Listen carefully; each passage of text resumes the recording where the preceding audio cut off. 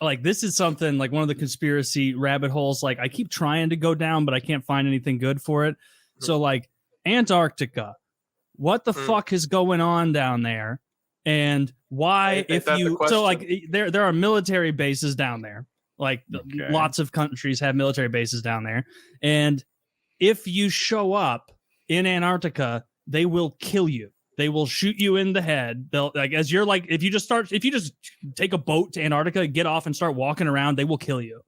Like, I did not know about this. Yeah. I didn't know about this at all. And I was well, what the fuck? What's going on? Is that, first of all, did you get that from a good source? I didn't know that. Is that true? Yeah, it came to me in a dream. He's got my vote. Now I know. That'd be the worst source I can imagine. This is like not like I saw some like the conspiratorial part is like, oh, there's something under the ice out there, and there's like an underground civilization or the remains of Atlantis, that kind of thing or whatever. Maybe not Atlantis. Maybe I'm making that up. Maybe. But like the part that's not really debated is like, yeah, you cannot go to Antarctica. Like you can't go there. They'll shoot you. Yeah. So I've heard of people. I don't know if it's immediately they just execute you. From what I've heard, they're like, leave. Get off, because you can't privately make your way to Antarctica, because there's some weird treaty with Antarctica. It's called I forget the word for it. Essentially, no nation can place ownership over it, or like it's all scientific research. Place a fact. Yeah, it's all scientific research, which is the reason law that implies there's no law there technically. So I think they're going to have a hard time arresting me under any real powers. Maybe maritime law. Does maritime? I don't think it's illegal. I think it's a very gray area. They're just like, get out, essentially. They consider me a pirate if I like grabbed my my retarded Malamute and started sledding deep into the Antarctic center. You wouldn't be sledding deep. Look, he's a big boy, goddammit. He is strong. He has the power of 3 normal dogs. He has 3 dog power. No loud noises, though. So the conspiracy around Antarctica begins with World War II. There was a German research base in Antarctica called Camp something, rather, I forget, but some number designation. Anyway, after the war was over in 1947, they sent a admiral by the name of Admiral Byrd to Antarctica in something called Operation High Jump, where he was sent with, I think, 20 men total to just like reconnoiter, investigate whatever the Germans were doing down there, to check out their facilities. And whenever they got back, they were all given a gag order and the Medal of Honor. And that's it. So they were all given a gag order in the medal. All of them were given the Medal of Honor? They were placed on like a 48-hour debrief, if I recall correctly. They were ordered to never speak about what they found, which that part's, probably pretty standard to most, military reconnoiter operations. I think they stopped Hitler from being able to acquire alien technology down there, and they brought it home. Now we're on the right path. I don't think Hitler. I think Hitler was down there. My favorite conspiracy theory, the one that I crave to be real, is the ancient civilizations one. The one, and when they lay out the timeline of the Earth's life, you're like, oh shit, this one does kind of make a bit of sense, right? Like Atlantis, because they're like, yeah. We've only been here for such a short period of time, like our civilization, like the last 6,000 years that we've actually recorded and can remember more or less. And the planet's been habitable, and we've been humans like we are for a very long time. Like we could have easily peaked and like been like pyramid building and then lost that and then 50,000 years went by. We resorted back to like hunter gathering people who don't even understand agriculture. And then we could have done it 3 or 4 times in the amount of time there's just no evidence for it. Right. And so that's when you got to look to places like maybe Antarctica, maybe like wasn't that a tropical place a long time ago? Probably predating humans, but I know at some point it was like maybe close to where Australia is. Over like enough millions of years, all that shit's cyclical, right? With like because you had Pangea or something, right, where everything was one giant megacontinent and then it broke up. But for a long time, I think Antarctica was more of a tropical thing, like in the Australia area ish. If there was something that like changed in elevation, we would have found that under the seas by now, or no? Because I guess that we really haven't been. I don't think we've charted the seas very well. What do you mean by change in elevation? Like if there was Like if it was like, oh, there was this that's the only one I know, so I keep saying Atlantis. Oh, it used to be here, and then the water levels changed a million years ago, and now it's deep under the sea or something. That's actually fairly common. Not just in like ancient civilizations, like the Greek city of I know all this stuff until I'm asked about it. There was a Greek city near the coast that was like this sprawling landscape that was flooded in, I forget when. That's supposedly the inspiration for stories of Atlantis. There's also one off the coast of what's the country that gets hit by tsunamis all the time? It's not Japan, Southeast Asia. Indonesia? I think Indonesia.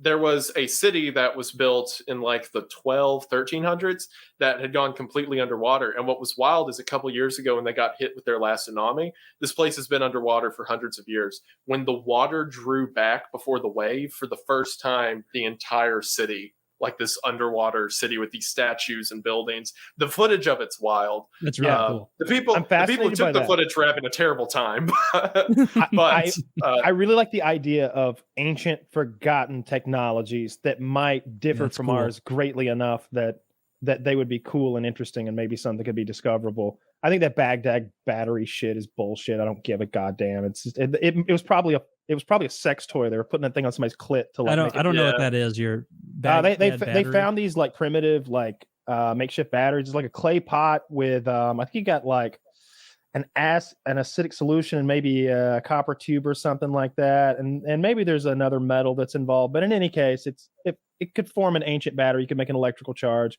And but they're not powering laptops back then with that thing. They're fucking like sticking their dicks in it because it feels weird. They're shocking each other for fun. Yeah, I that's probably like I could imagine a religious ritual where they use science to like reinforce religion the way that remember in what's that awesome Mel Gibson movie the Apocalypto, when they know the eclipse is coming and the priest kind of looks over at the head honcho like, yeah, it's coming. And by priest, he's like he's an astronomer like from 1,000 years ago, and he's just like, here it comes.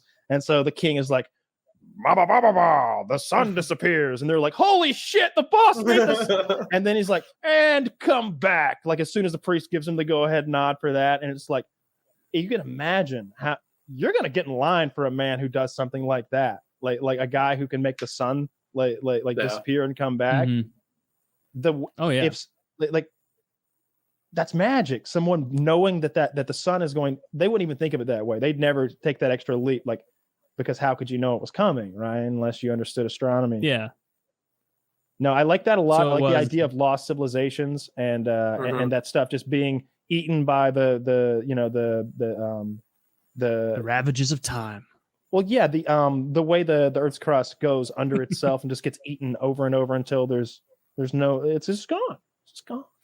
It is wild to think about like buried cities. Like we build civilization on top of civilization, and think of like everything that's sunk underneath. Concepts of sunken cities from like old lore, not like in the ocean, like the land gave way and there's these underground caverns. Well, there's that thing in have you seen the thing, the Graham Hancock stuff about the Göbekli Tepe place in Turkey? I've heard of it, and it's supposed to be like a super old civilization, or some people theorize that. Yeah, that Graham Hancock guy, he's been on Rogan a bunch of times. I read his books; they're good. But he thinks that a comet came and melted flash melted a huge ice cap and flooded out this ancient civilization that existed like 10 or 20,000 years ago in Turkey. And they found this huge structure that was built there, and people should have been like hunter gatherers with stone tools back then, and instead you would have had to have like a civilization, because somebody's got to be hunting and gathering to get extra food so that you can have artisans who could even make something, like that. And supposedly you kind of need agriculture. So that's an interesting one. I don't know. I like that stuff a lot. I like lost mysteries. And the other one I really like is the idea of life being on one of the moons of Saturn or Jupiter, maybe like under the ice. What's the one everyone says is super habitable? Titan, maybe. I think Titan. Europa. That sounds right. There's a movie about Europa. Yeah. What is it called? Is that? I think it's Titan. Titan. I think Titan's the one everyone says that like it's almost habitable. I don't want to live on any of them. And no. It's a couple kilometers of ice at least, and then but then you've got a warm. Yeah, that's ocean. habitable. But you've got a warm ocean down briefly. Yeah. And I think anything's habitable for small amounts of time. Very briefly. I think that like the most ambitious scientists think that there's probably be like some amoebas or some like bacteria down there that feeds off of thermal activity. But I really want ocean there to monsters. be. I don't give a shit about that. Like I need mermaids. I need something with hands for me to really care. Like something that made tools. If I get there and the fish has hands, I'm going back. Yeah. I'm interested. Well, that would just confirm it's like, oh, so somebody had a nuclear apocalypse here a long time ago. And now all the fish are peeling their kelp at the bottom of the sea or whatever the fuck. Yeah, I couldn't think of anything they would do with hands. Seems like a bad idea. But I've been looking at a bunch of like weird sci-fi. I wanted a new sci-fi book, so I've been watching YouTube videos about various like sci-fi authors. And it might be an Isaac Asimov. I don't know who wrote this one, but the premise is that aliens come to Earth and they just sort of like hover over us, and we do try to attack them, but it like bounces off, and they're like, "Chill, listen, we're here to help. Our boss has sent us here to get you guys up to speed. You're going to join the Galactic Federation. You can't look at us though. We're rough looking. Okay, we're going to hang out here for a while. When you get used to us, our ships and then communicating with us, then we'll reveal ourselves." And that goes on for like many years, like 10, 20, I don't know how many, like call it 10, 15 years. And sure enough, they've really enriched humanity. Like the technology's better, culture's better, everything's better. And they're like, all right, it's time. Chill though, right? And they like step out of their craft, and they literally look like the devil. They literally look like the devil, like horns and pointy tails and like pointy teeth and claws. But there's no twist at the end. They're just nice. They really are these like ambivalent, nice people. They're like, don't be scared. We know that a lot of people get scared of us and all. I'm Mark. This is my husband Alan, and it's like, oh, they're positive. Like, I've been looking for a new one to read. It's that or Helldivers. I kind of want to go back to the Helldivers series. What's and finish Helldivers? that.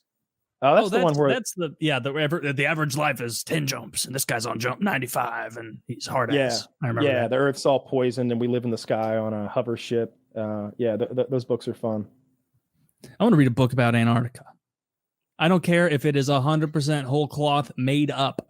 Like I just like it's a fun story. Yeah, just start off with something kind of fun where it's like the Nazis left, and then just make it up. Yep. Just have a good time. That's all that matters.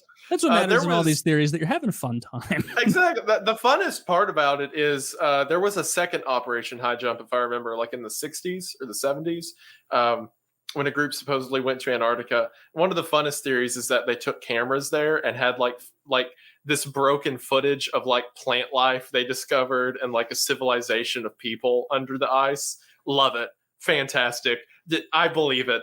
Don't need any further information. I want to believe all it. living under the ice. I want them. Because our existence is a little boring at times, right? Like, like the stuff that happens in movies is so dynamic and big and earth changing, and nothing really big has ever happened in our lifetime. It's not really like even to us, it doesn't feel real, But I want something that's so big that even if you're not touched by it, it feels big. Like I want to discover some aliens. Or do a thing, right? Seems like it'd have to be aliens, right? Like what else could it be? I do want, or one of those lost civilizations. I want to find some mole people under Antarctica, and they've been under there for like 80,000 years, and their technology is way better than ours, or way worse. I'm fine with that. But they're mole people, so we just beat the fuck out of them. I can't wait to kill it. Yeah. Or aliens show up and they're like pedaling. And we're like on an aircraft.